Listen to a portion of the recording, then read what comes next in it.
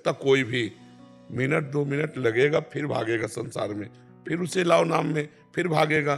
तो धीरे धीरे हम समय बढ़ाते चले जाएं तो हमारा मन लगने लगेगा। बिना मन के नाम जप जो करते हैं उससे लाभ मिलेगा, पर नाम का जो स्वाद है, प्रेम, वो नहीं होगा। वो आएगा जब मन सहित नाम जप किया जाएगा। तो हम प्रारंभ में कोई सिद्ध पुरुष तो हो नहीं गए कि हम जहां चाहे वहां मन लगा दें। हमारा मन संसार में जाएगा। हमें धैर्य पूर्वक नाम पर ध्यान देना चाहिए, मन पर नहीं। जिह्वाग्रे ना कि मन साग्रे। अगर जिह्वा के अग्रभाग में नाम विराजमान है तो इस लोक और परलोक में परम कल्याण होगा, मंगल होगा। आप उससे निश्चिंत रहिए। अपर्णा जी गुरुग्राम से। राधे राधे गुरु जी, हम आपके प्रवचन में कई बार सुनते हैं कि जीवन की जो भी परिस्थितियां हों, कोई कुछ भी बोले व करे, आप मौन रहो, मन को शांत रखो, कोई प्रतिक्रिया नहीं व्यक्त करो। आपकी ओर से प्रभु स्वयं आपकी व्याधियों का निवारण करेंगे। मगर प्रभु जी, जिनसे दुख की स्थिति बनती है वो स्वयं हृदय के बहुत समीप होते हैं। वो हम नहीं चाहते कि प्रियजनों को उनको किसी भी प्रकार का दंड मिले, पर दुखी उनसे पीड़ा होती है, परंतु कुछ समय बाद पीड़ा भूल मन पुनः प्रियजनों के प्रति करुणा में दृष्टि हो जाती है। मगर इस बात का डर लगा रहता है कहीं पहुंचाए गए दुख का निवारण के लिए प्रभु द्वारा कोई दंड विधान ना हो जाए। हाँ, बहुत अच्छा हृदय है आपका। आप भगवान से प्रार्थना कीजिए कि जो मुझे दुख मिला है उसके बदले में इनको कभी दुख ना मिले। ये प्रार्थना करनी होगी। आपका हृदय पवित्र है तब ऐसा विचार करता है। जरूर नाम जापक हैं आप, हाँ जरूर नाम जापक है, तभी हृदय ऐसा होता है। तो आप भगवान से प्रार्थना कीजिए कि जो आपका अपकार करते हैं, तिरस्कार करते हैं, दुख देते हैं, उनका कहीं अमंगल न हो। यही संतों का भाव होता है। करत जे अनसहन निंदक तीनों पे अनुग्रह कियो। जो अपमान करते हैं, तिरस्कार करते हैं, निंदा करते हैं, उनका भी वो मंगल करते हैं। इसीलिए उनको संत कहते हैं। संत का कोई वेश से तात्पर्य नहीं है। जिसका हृदय संत है वही संत है, चाहे वो पैंट शर्ट में हो, चाहे धोती कुर्ता में हो, चाहे वो स्त्री स्वरूप में हो, चाहे वो पुरुष स्वरूप में हो। अगर भेष है और संत हृदय नहीं है तो पाखंड हो जाएगा। भेष नहीं है और संत हृदय तो वो संत है पक्का। तो ये संत हृदय का लक्षण होता है कि जो निंदा अपमान करने वालों पर भी करुणा करके उनका मंगल चाहे। तो भगवान से हमें प्रार्थना करनी चाहिए। जी। निधि गौड़ जी जयपुर से। राधा वल्लभ श्री हरिवंश माता जी, आपके चरणों में प्रणाम। गुरुदेव, आप इतना देर से क्यों मिले? मैंने इतने पाप कर दिए। आप पहले अपनी दृष्टि बनाए होते तो इतने पाप नहीं होते, ना ही शादी होती, ना ही बच्चे। अब गृहस्थी में रहकर भी आपकी वाणी इसका है। हाँ, गृहस्थ में रहना कोई पाप थोड़ी है। हम धर्म से चलें। देखो, जब तक ब्याह ना हो तब तक ब्रह्मचर्य से रहना चाहिए। जिस पुरुष से ब्याह हो उसे साक्षात भगवान का स्वरूप मानकर अपनी भावना उसके अनुकूल कर देनी चाहिए। जो संतान हो वो हमारी गृहस्थी की यज्ञ रूपी पूजा है। उस यज्ञ का एक फल है। उनको पढ़ाए लिखाए, उनको उन्नतिशील बनाए और भगवान का भजन करें। इसी से भगवान की प्राप्ति हो जाएगी। पाप कर्म उसे कहते हैं जो धर्म के प्रतिकूल होता है, जो मना किया जाता है कि ना। अब जैसे जिसका किसी पुरुष से ब्याह हो गया और वो दूसरे पुरुष से संपर्क रखती है, व्यभिचार करती है, वो पापिनी है। या जो पुरुष अपनी पत्नी से छुपाव करके दूसरी स्त्रियों से, वो पापी पुरुष है, क्योंकि वो पापाचरण है। लेकिन अपने पति या अपनी पत्नी से वो धर्म है। भगवान ने कहा है धर्मयुक्त काम मैं हूं। अपनी विभूतियों में भगवान ने वर्णन किया है। तो अगर अपने से कोई गलती हो गई है तो अभी चांस है। हम भगवान के आश्रय वृत्ति लेकर नाम जप करें, उन पापों को नष्ट कर दें और आगे से सावधान रहें कि जो पाप कर्म है वो हम ना करें। तो गृहस्थी और विरक्ति में कोई अंतर नहीं। क्या हम अपने धर्मानुसार भजन करें, आप अपने धर्मानुसार भजन को, दोनों को भगवत प्राप्ति होगी। जो गृहस्थी अपने परिवार को भगवान की दी हुई, भगवान ने तो दिया है, नाथ सकल संपदा तुम्हारी, मैं सेवक समेत सुत नारी, और खूब भजन करे भगवान को प्राप्त हो जाएगा। विरक्त सारे संसार को अपना परिवार समझे, सारे संसार को। उदार चरितानाम वसुधैव कुटुंबकम, और अपना भजन सारे संसार को दे दे और भगवान के आश्रित हो जाए तो भगवान को प्राप्त हो जाएगा। ये विरक्तों को करना पड़ेगा, क्योंकि रोटी खाई है, कपड़ा पहने, संसार का सुख लिया है, तो आपका भजन संसार को जाना चाहिए। और गृहस्थ को मेहनत करके विरक्तों की सेवा, परिवार की सेवा, नाम जप, भगवत प्राप्ति। पापाचरण न करें। पापाचरण से फिर दुख मिलेगा, अशांति होगी, चित्त विक्षेप को प्राप्त होता रहेगा। बच्चों में राधा रानी का भाव करते हैं पर अनुशासन के लिए कभी डांट देते हैं तो बहुत दुख होता है। जरूर डांटना चाहिए, नहीं दुख नहीं होना चाहिए। सेवा दी है, हमारे पुत्र रूप में आप आए हो, हमें सेवा दी। तो अब जैसे हम बाबा जी हैं, तुम तो गृहस्थ हो, अब हमें सेवा दी, हमारे जवान सब विरक्त संत हैं, हम कोई अज्ञानी थोड़ी है, हम जान रहे हैं मेरे प्रभु शिष्य रूप में आए हो, जब गुरु का अधिकार दिया है तो उसी अधिकार से आप प्रशासन कर रहे हैं। आप जो स्वांग कर रहे हो उसी स्वांग की पूर्ति कर रहे हैं। आप शिष्य का स्वांग कर रहे हो, हमें गुरु का स्वांग दिया है तो हम अपने स्वांग में वैसे ही रहेंगे जितना अधिकार आपने दिया है। तो वो पुत्र या पुत्री के रूप में प्रभु पधारे तो आपको माँ या पिता का अधिकार दिया तो वैसे ही प्यार करो, भाव रहे भगवत भाव, लेकिन शासन पुत्र और पुत्री के रूप में रहे, तभी तो अच्छे बच्चे बन पाएंगे। और वैवाहिक जीवन में जो कार्य करते हैं उसमें अभी चित में से महाराज जी आपका नाम रहता है, फिर बहुत बुरा लगता है जो भी वैवाहिक जीवन के कार्य होते हैं। गृहस्थ में जैसे बच्चों का या पति, तो मतलब पूरे ऐसे उसमें पूरा चित्त में आपका ध्यान रहता है, उनमें कार्यों में रुचि नहीं है। पर रुचि ना होना अच्छी बात है, पर उनको रुचि पूर्वक करना इसे कर्तव्य कहते हैं। जैसे अर्जुन जी ने कहा कि मेरी रुचि नहीं है युद्ध करने में, मैं संन्यास लेकर भिक्षा मांग करके जीऊंगा, तो भगवान ने कहा गलत, तुम क्षत्रिय हो, तुम्हारा धर्म युद्ध का अवसर आया है, तो संन्यास लेना धर्म नहीं है, इस समय युद्ध करना धर्म है। तो आप एक गृहस्थ हो, रुचि हो या ना हो, बड़ी रुचि दिखाते हुए आपको अपने गृहस्थ धर्म का पालन करना चाहिए। अंदर नाम जप करो, बाहर से एक संसारिक स्त्री जैसा व्यवहार करो, अपने पति से पति जैसा प्रेम, पुत्रों से माँ जैसा प्रेम, परिवार से परिवार जैसा प्रेम। नाटक ही तो करना है ना, और अंदर से प्रेम करो भगवान से, यही तो भक्ति का स्वरूप है। ऋषभ गुप्ता जी। महाराज जी आपके चरणों में कोटि कोटि प्रणाम। महाराज जी मेरी ये इच्छा है कि मैं ज्यादा से ज्यादा नाम जप करूं, अपने आचरण पवित्र रखूं, धर्म पूर्वक ज्यादा से ज्यादा धन कमाऊं, अपने परिवार को अच्छे से पालन करूं, पोषण करूं, मैं समाज के लिए कुछ करूं। मुझे पूरा विश्वास है कि वो मेरी इच्छा को पूरा करेंगे, पर मुझे डर है कि धन आने के बाद मेरे भजन कम तो नहीं होगा, मेरा स्वभाव उनके प्रति नहीं, और बढ़ सकता है, और भजन बढ़ सकता है। डर लगता है चीज से कहीं नहीं, और भजन बढ़ सकता है। जो अभी टेंशन है, टेंशन मुक्त होकर और भजन हो सकता है। जो भगवान की शरण में नहीं होते, केवल कामनावश थोड़ा भजन करते हो, कामना पूर्ति हुई तो भगवान से हट जाते हैं, अनुकूलता जब मिलती है तो और भजन बढ़ता है। यार भगवान हमें कितना प्यार कर रहे हैं, कितना दुलार कर, तो और भगवान के प्रति आत्मसमर्पण होता है। महाराज जी जीवन भर क्या करना है, पहले श्री जी बाद में धन। धन की भी इच्छा है लेकिन पहले श्री हाँ, जी, बिल्कुल। ये भाव बना रहे। अगर जीवन भरे बना रहा तो बहादुर हो। आपका आशीर्वाद से नाम जप अगर करते रहोगे बच्चा तो सब ठीक हो जाएगा। नाम जप में बहुत बड़ी सामर्थ्य है। महाराज जी बस- नाम जब करते लेकिन भाव नहीं आ रहा है अंदर से। वो सब आ जाएगा। पहले नाम क्या करता है, हमारे मन में सैकड़ों करोड़ों जन्मों के सब संस्कार हैं।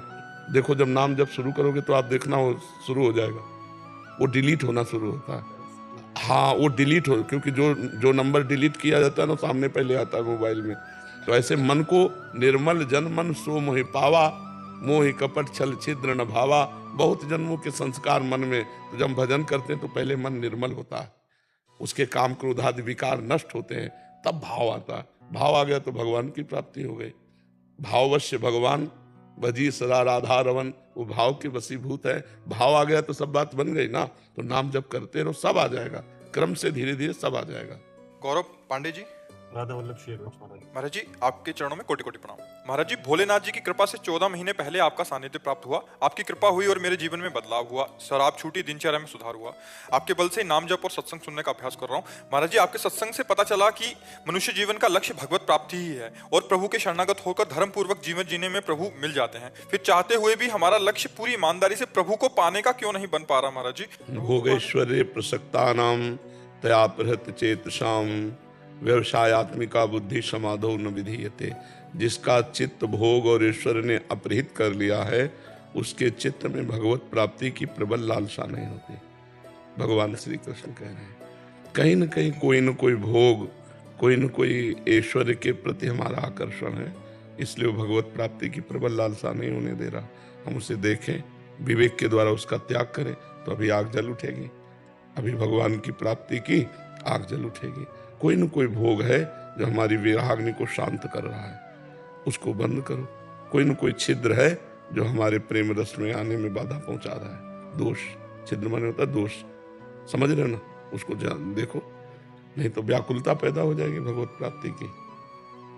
नारायण हरिभजन में ये पांचों न सुहात, विषय भोग, निद्रा, हंसी, जगत प्रीति, बहुबात, ये 5 बातें भगवान के भजन करने वालों को अच्छी नहीं लगती। विषय भोग अच्छे नहीं लगते, भर नींद सोने की इच्छा नहीं होती, बार बार वो जब उठता है नाम जप करता है।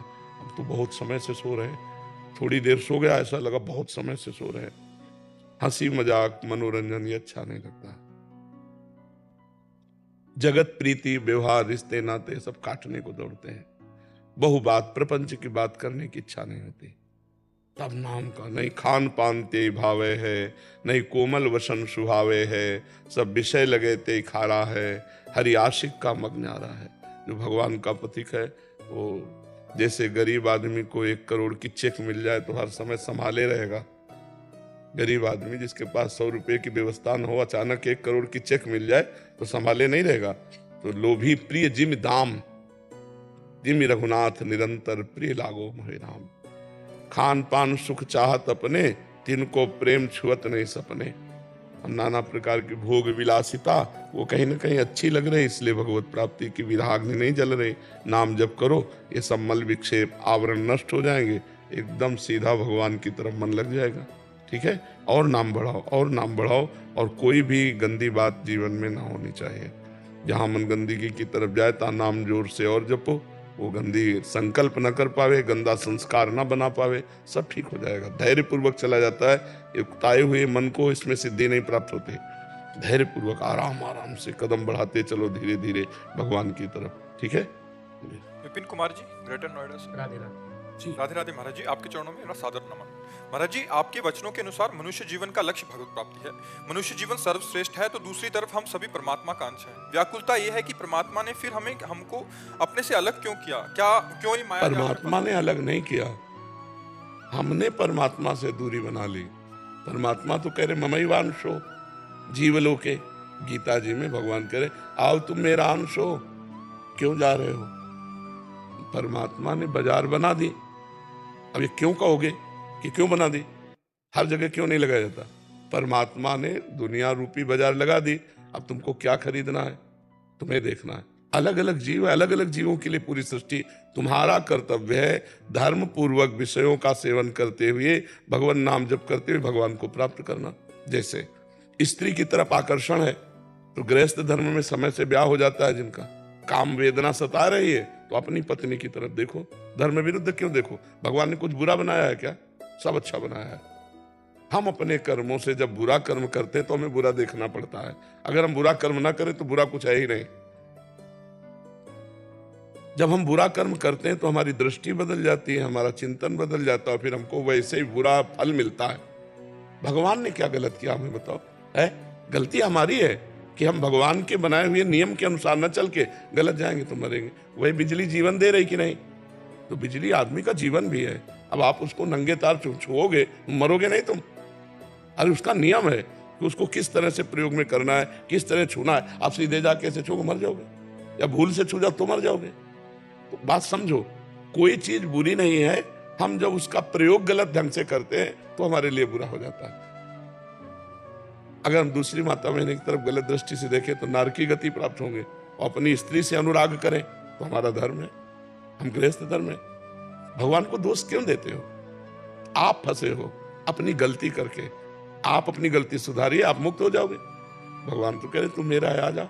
ममैवांशो जीवलोके जीवभूता सनातना मना कष्टान इंद्रियाणि प्रकृति स्थान कर सती। गलती अपनी सुधारनी, भगवान की गलती क्यों दे?